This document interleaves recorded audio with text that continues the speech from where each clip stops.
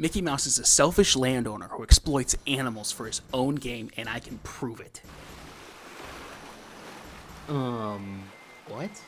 About 2 years ago, I married my beautiful wife. Wait a sec, that's not her. Hi, wife. 6 months ago, we gave birth to our first son. His name's Duders. Isn't he cute? He's starting to become a person now, which means he's starting to develop his own interests. Unfortunately, we've had Mickey Mouse Clubhouse on repeat for 2 full months. At the end of the day, I'm a data analyst, so I have a hard time not paying attention to underlying patterns in a data set. After the 3rd rewatch, something started to eat away at me. I started thinking constantly about the Mouskatools. How many are there? What's the most used tool? And then I started to realize something. Mickey's not a good dude. Sure change. This video is going to have absolutely no continuity. Every episode has a specific problem. Then Mickey will call on his friend Toodles, who sometimes has a face and sometimes doesn't, to provide tools to help them solve their problem. Each episode uses between 3 and 5 tools, golden number being about 4. So the first thing I needed to figure out from 132 episodes that are available on Disney Plus, how many total Mouskatools are there? You're probably going to guess wrong. Here are our numbers. Number 1. 132 episodes available on Disney Plus. That accounts for 490 total Mouskatools. That's not separating out duplicates. We're going to get into that in a little bit. First thing I wanted to figure out is what the most used Mouskatools are. What'd you think? A hammer, nails, maybe some wrenches? You're absolutely wrong. We're going to transition into a video inside of a video. For this section, we're going to do a pixelated transition into a standard top 5 YouTube video. I'm going to cut you off at the pass before we jump into the top 5. None of them are standard tools. Number 5, a butterfly net.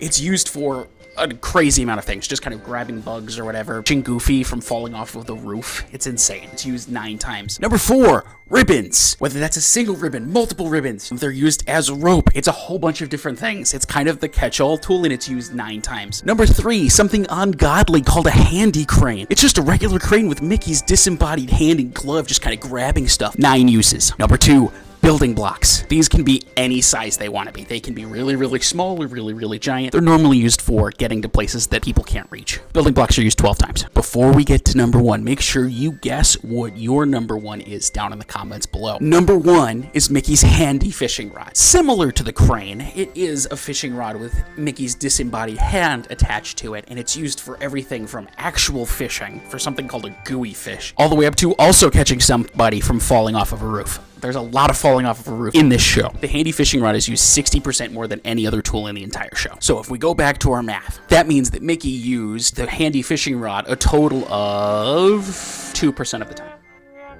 That's it? Really? All right, maybe we could find something a little more interesting. All right, Mickey is clearly anti-environment. He's throwing away things constantly. There's a lot of trash that he has to get rid of. Let's take a look at how many tools were only used once. Maybe that's something a little more damning. So we had 490 tool uses, and 161 of them are used uniquely. So that gives us around 33% of the tools were only used once. That means that he throws away a third of the tools. Cool, we've got an environmentalist angle on Mickey. Yeah, let's not even talk about like Disney World or anything that creates more trash than the entire state of Florida otherwise. All right, we couldn't get him on like regular tool angle. We couldn't get him on the environmental side. We've only really got one more chance to prove that Mickey's evil, so we really gotta get this right. What else can we try? What about the types of tools? Let's take a look at that. There's 490 tools. We can loosely divide those into 5 main categories. 5 main categories, shown right here. We've got traditional tools like a hammer or a flashlight, everyday objects that kind of covers a lot of things between bird cages and blankets and stuff like that. Food, instruments, and what's that last one? Living things. That can't be right, can it? Let's look at the list of living things.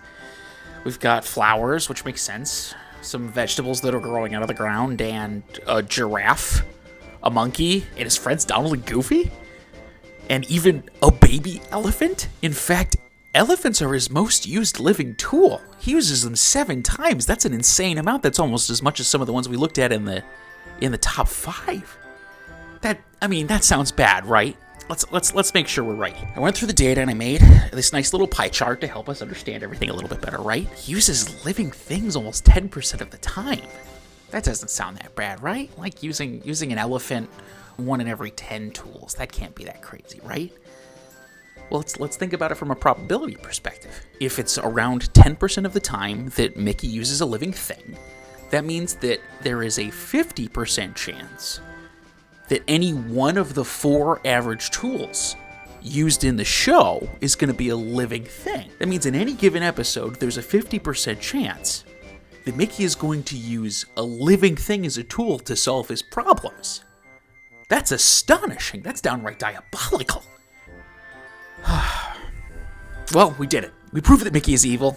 He uses living things as tools to solve his problems. And he's, to a lesser extent, doesn't care about the environment at all. I do want to end with one thing quick. There are some really, really wild tools used throughout the course of the show. And I went through and tried to figure out what I thought the most wild tool was. There are some really crazy examples. They try and use a bologna sandwich to get a clone of Goofy down a slide. They also use a bag of flour to connect the dots on a maze in the grass. But what I think by far is the craziest use of a living thing as a Mouskatool is calling for an elephant in a bikini to make a giant wave so they can cool off during Pete's Beach Luau Party. If you have any suggestions for other things I should analyze, feel free to put them in the comments down below. Otherwise, I'll see you in the next video.